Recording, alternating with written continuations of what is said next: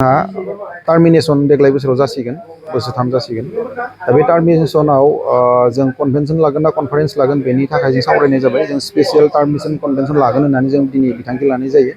आरो लोगोसेनो जोंनि जा स्निथि बर' फिल्म एवार्ड फांसन जों बेखौ बबेयाव माबोरै खुंनाय जागोन बेखौबो जों दिनै डिसिसन लानाय जायो आरो जोंनि जिखिनि जिल्ला आफादफोर दं जिल्ला आफादफोराव जेनेबा एसे दाबावनो गोनां जिल्ला आफाद लोगोसे माखासे जिल्ला आफादाव पर्टफलिय'सफोरनि किसुमान दाफामबावनो गोनां बडिफोरखौ इनकमप्लिट जानायफोरखौ जों कमप्लिट खालामनायनि बिथांखि लानाय जायो दा नभेम्बरनि 9 थारिखआव जों जोंनि स्पेसियेल टार्मिनेशन कनभेनसनखौ जों लानाय जागोन बेयाव बडि फर्मेशन जासिगोन आरो जानुवारिनि लास्ट उइक बेयाव जोंहा एवार्ड फांसना जासिगोन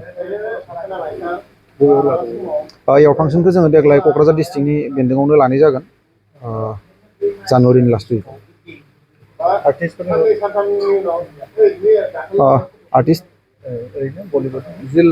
जोंहा जेनेबा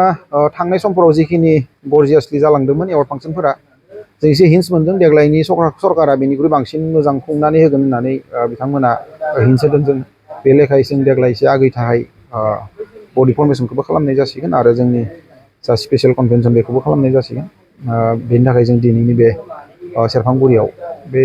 एक्जिकिउटिभ मिटिंखौ लानाय जाबाय दिप्ति बसुमतारिया जिखिनि दिनै दावखोनानै दङ चाइनायाव बिथाङा इन्डियाखौनो रिप्रेजेन्ट खालामदों बिउटि कन्टेस्टआव बे समाव जिहेतु भटिं सिस्टेमावसो माने बे उइनिंनि रिजाल्टआ फैगोन नालाय बेखायनो जों गासैबो बर' रायजो राजाखौ बिथांखौ जों भट होनो थाखाय जोंनि बड' सिनियर आर्टिस्ट एस'सियेसननिफ्राय जोङो खावलायनाय थाबाय आरो बिथांखौ जाहाथे सापर्ट खालामो मेन्टेलि आरो भटिं खालामनानै जाहाथे सापर्ट खालामनानै देरहाहोनानै फैहोनो हायो बेनि थाखाय जों बड' सिनियर आर्टिस्ट एस'सियेसना रायजो राजाखौ खावलायनाय थायो।